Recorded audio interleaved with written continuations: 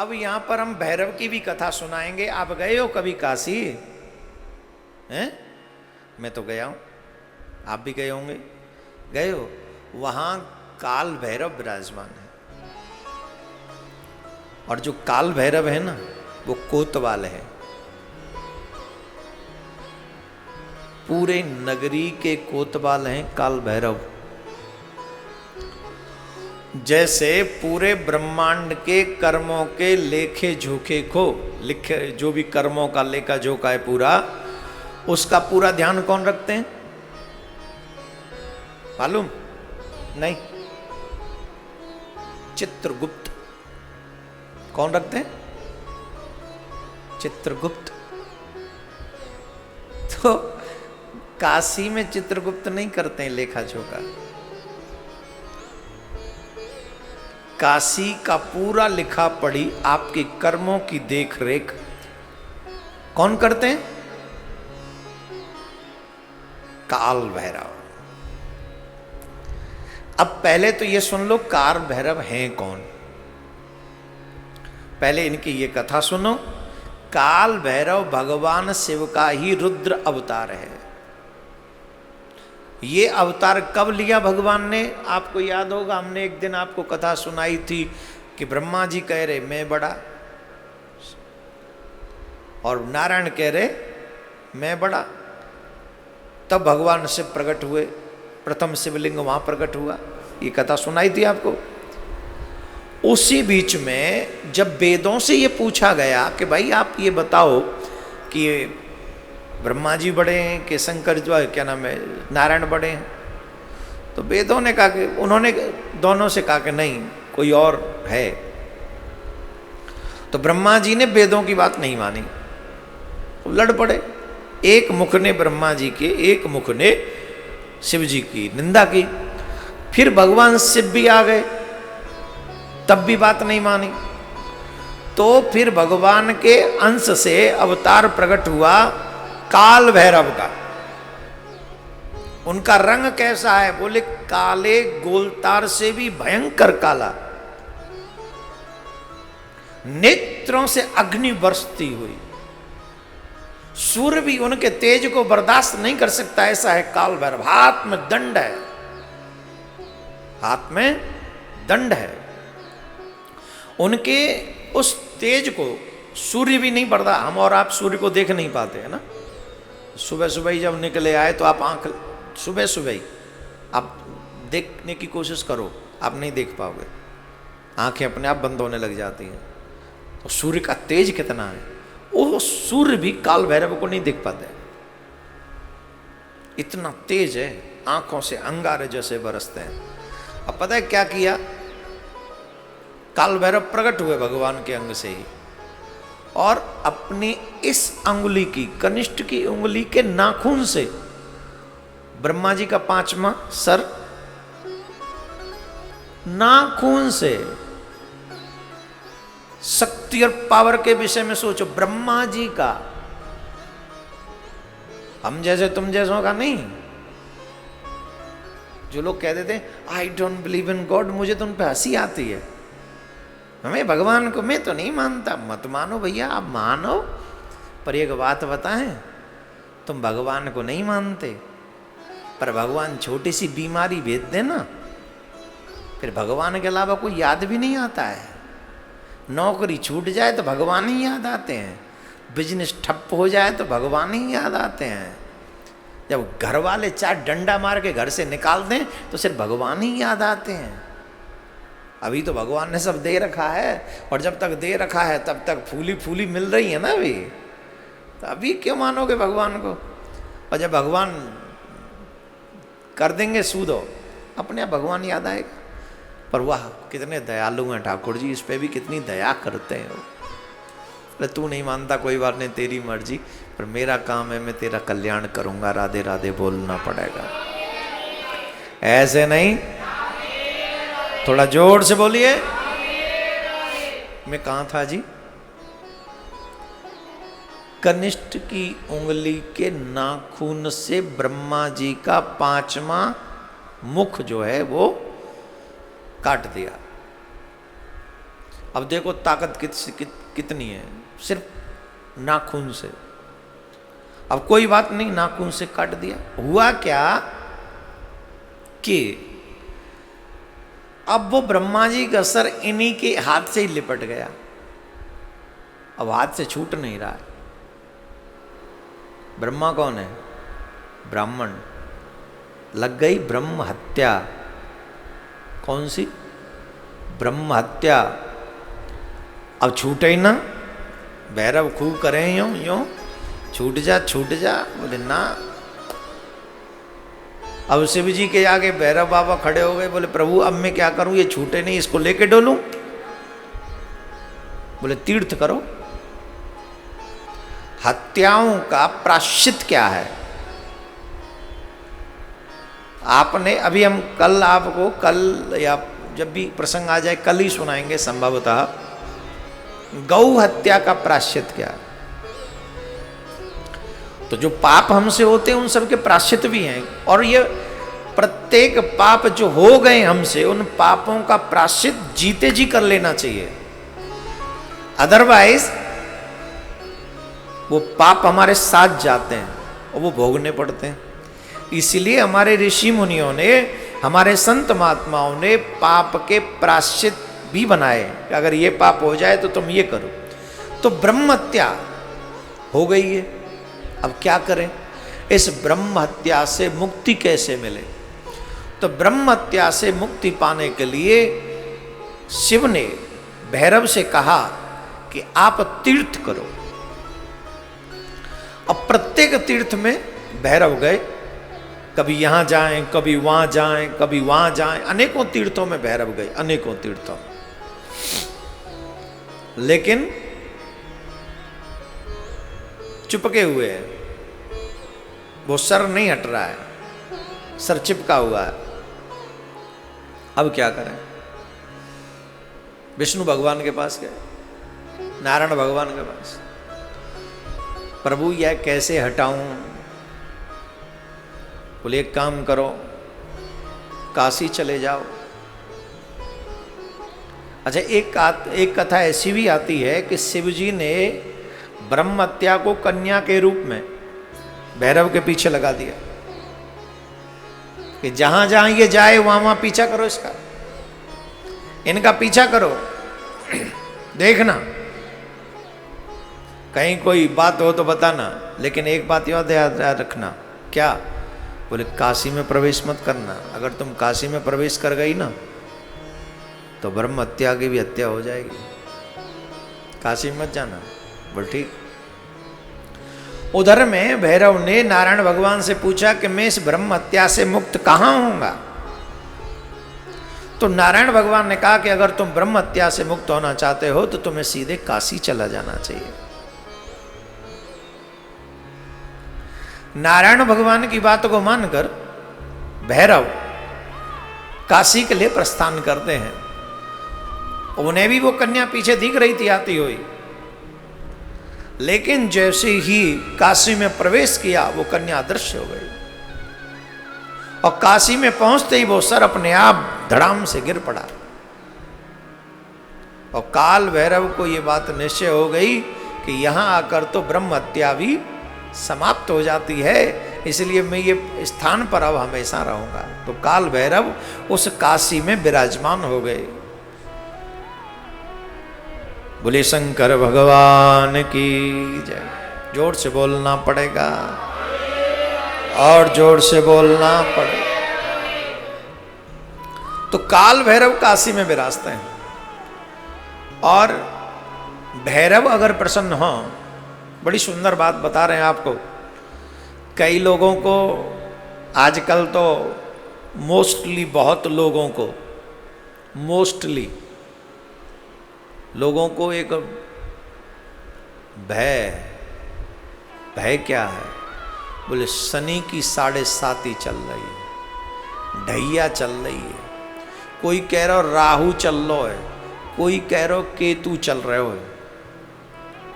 अच्छा, आपने भी देखा होगा जहां काल भैरव का मंदिर होगा, भैरव का मंदिर होगा, वहां काले कलर के कुत्ते आपको अधिकांश मिलेंगे। मिलेंगे? देखे कि नहीं? काशी नगरी के राजा हैं भूत बावन भोलेनाथ और कोतवाल हैं काल भैरव। ऐसा सुनने में आया है, सत्य कि कैसा वो तो काशी के लोग ज़्यादा जानते होंगे हमसे। हमने ऐसा सुना है कि जब मुगलों ने देश के ऊपर आक्रमण किया और जब मंदिरों को नष्ट कर रहे थे, उस समय वो काल भैरव के मंदिर में भी पहुंचे थे, काल भैरव के मंदिर को नष्ट करने के लिए।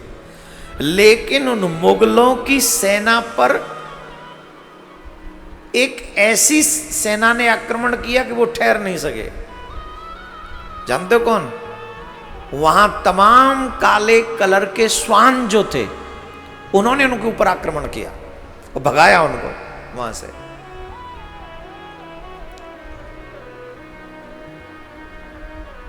भैरव को प्रसन्न करने के लिए, भैरव को तमाम सिद्धियां प्राप्त है, भगवान ने दी हैं, भूत बावन ने दी है।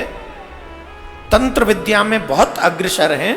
जो तंत्र को मानते हैं उन्हें पता होगा कि भैरव की क्या जगह है, क्या स्थान है। इसीलिए हम थोड़ा सा आज ब्लैक पहन के आए कि हम भैरव की कथा सुनाएंगे, थोड़ा हम भी ब्लैक पहन लें। जैसे है तो वो भी शिव ही तो हैं, अलग नहीं है। शिव के अवतार हैं। और काला कलर इन दोनों को बहुत प्रिय है। बाबा भोलेनाथ को भी प्रिय है और हमारे कन्हैया को भी प्रिय है। काली कमली वाला मेरा यार है, मेरे मन का मोहन वो दिलदार है। लेकिन हम पीला भी डाल के आए हैं, इसलिए आज बृहस्पतिवार है ना, गुरुवार है। जिनका गुरु स्ट्रांग होता है, सारी ग्रह स्ट्रांग रहती हैं उनके। इसलिए जीवन में गुरु को प्रसन्न करने की कोशिश करो। तो जिनके गुरु प्रसन्न होते हैं,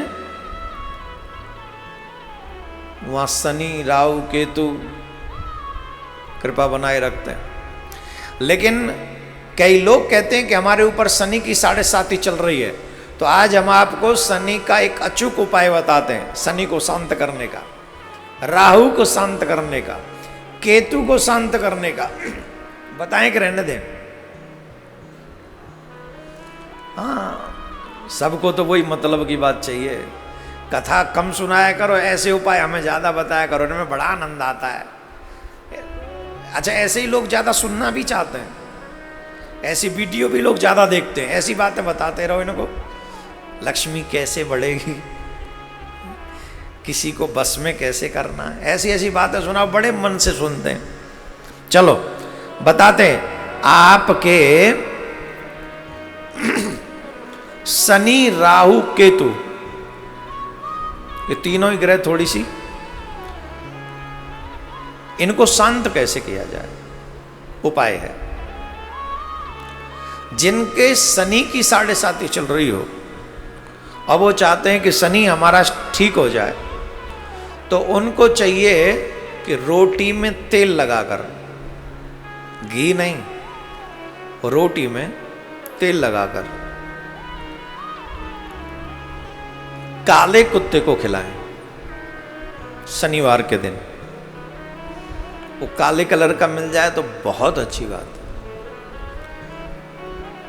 काले कलर के कुत्ते को शनिवार के दिन रोटी खिलाएं और ऐसे 5-7 शनिवार करें, तो उससे जो शनि का प्रकोप है आपके ऊपर नहीं होगा।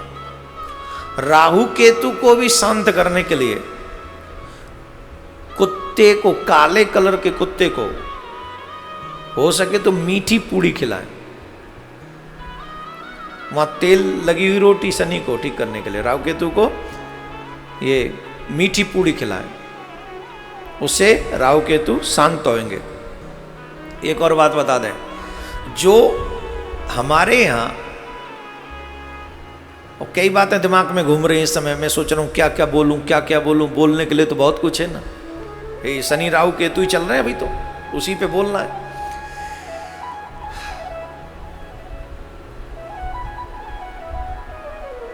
आपने देखा होगा, गांव के लोग इस बात को ज्यादा नोटिस करते हैं, कुत्ते भौंकते हैं,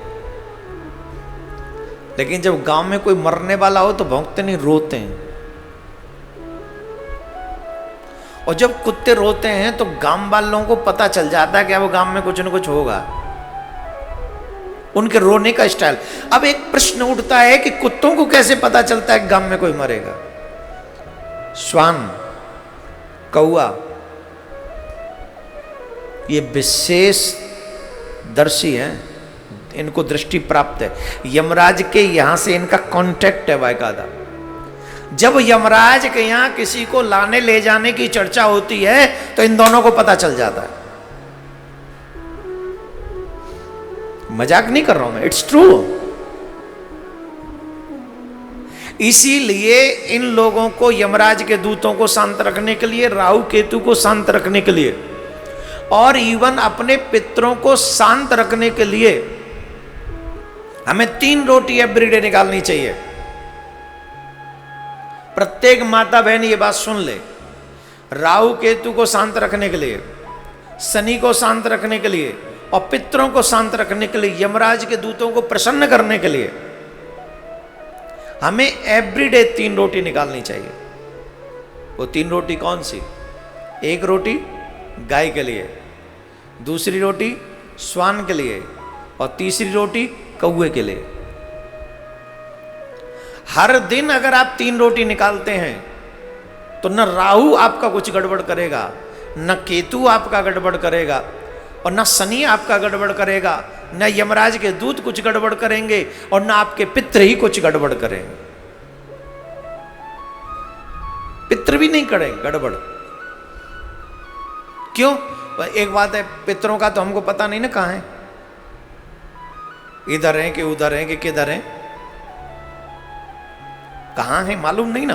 तो अगर सही योनि में है तो गौ के माध्यम से उन्हें वो ग्रास मिल जाएगा, मध्यम योनि में है तो श्वान की योनि से मिल जाएगा, और निकृष्ट योनि में है तो कौवे के माध्यम से मिल जाएगा।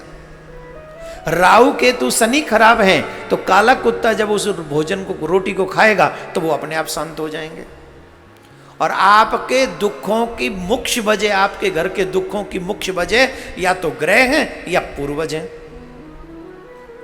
आपके दुख की वजह आपके कर्म भी हो सकते हैं, बड़े छोटे मोटे नहीं, बड़े बड़े, लेकिन प्रमुख जैसे घर में धन की वृद्धि न होना, घर में हमेशा कलेश रहना, घर में हमेशा बीमारियां रहना, बिजनेस का डेवलप न होना और मन में अशांति रहना, भाई भाई में लड़ाई होना, ये आपके पितरों की लड़ाई कुपित होने का ही एक रीजन है। तो उनको प्रसन्न करने के लिए बड़ा सिंपल सा तरीका है, 3 रोटियां एवरीडे निकालो। एक गाय को खिला दो, एक कुत्ते को खिला दो और एक कौवे के लिए खिला दो। आपके घर की सारी समस्याओं का इलाज 3 रोटियों में। अरे 10-10 रोटी तो तुम्हारे घर में वैसे ही खराब हो जाती हैं, आटा रख देती हो फ्रिज में, वही खराब हो जाता है। सड़ा हुआ आटा तुम्हारी बुद्धि सड़ा देता है। हमारे यहाँ सुबह की रोटी शाम को नहीं खाते, और ये आजकल के पढ़े लिखे लोग फ्रिज के कई दिन पुरानी रोटी खाते हैं। दाल बच जाए धर दे फ्रिज में, सब्जी बच जाए धर दे फ्रिज में, दूध बच जाए धर दे फ्रिज में, रोटी बच जाए धर दे फ्रिज में, आटा बच जाए धर दे फ्रिज में। अपने आप आइए ना धर दे फ्रिज में। वो वीडियो काफी लोगों ने देखा हमारा, जिसमें हमने बोला है बासी आटा बुद्धि भ्रष्ट कर देता। वो बहुत लोग देख चुके उसे, और ये सत्य है। अगर चाहते हो तुम्हारे घर में शांति सुख समृद्धि बनी रहे तो कभी बासी रोटी नहीं खानी चाहिए, और बासी आटा होता है वो भी कभी नहीं खाना चाहिए, उतना ही खाओ। लेकिन 3 रोटी अपने घर में अवश्य निकालो। बोलो राधे राधे। तो आज की कथा में हमने तुम्हारा शनि शांत कर दियो, आज की कथा में तुम्हारा राहु शांत कर दियो, आज की कथा में तुम्हारे यमराज के दूत प्रसन्न कर दिए, तुम्हारे पितृ शांत कर दिए। और क्या क्या करवाओगे 1-1.5 घंटे में? ये कम है क्या? अच्छा और कर देते शांत, रखो राधे राधे बोलना पड़ेगा। तो भैरव को प्रसन्न करने, भैरव भी प्रसन्न होते हैं। कई जगह ये सुना है कि भैरव की सवारी है काला कुत्ता, काला श्वान। अब ये है कि नहीं, मैंने इस विषय में ज़्यादा शोध किया नहीं, इसलिए आई एम नॉट कन्फर्म। लेकिन इतना कहता हूं कि भैरव के प्रसन्न, अगर आप, शंकर भगवान भैरव का ही स्वरूप है, कोई अलग नहीं है। शनि की सवारी क्या है? हैं? किसी को पता है क्या है? कौआ है। यस, तो शनि तो अपने आप प्रसन्न हो जाएगा कौए की रोटी से। देखो ये छोटा नहीं है, ये है, इसमें कुछ बनेगा ये आगे जाके। हाँ, तुम लोग बेकार हो सब फोकटिया, यही काम करेगा कुछ। राधे राधे बोलना पड़ेगा। शनि की सवारी है कौआ। तो है नहीं, कोई राहु वाहु कुछ नहीं करेगा। हाँ, अभी हम जो हैं, नहीं आप भी राहु को प्रसन्न करेंगे, घबराए नहीं। क्या कह रहे थे हम ये कह रहे थे कि भैरव भी प्रसन्न होते हैं काले कुत्ते को भोजन कराने से, रोटी कराने से। तो ये शनि भैरव काशी के कोतवाल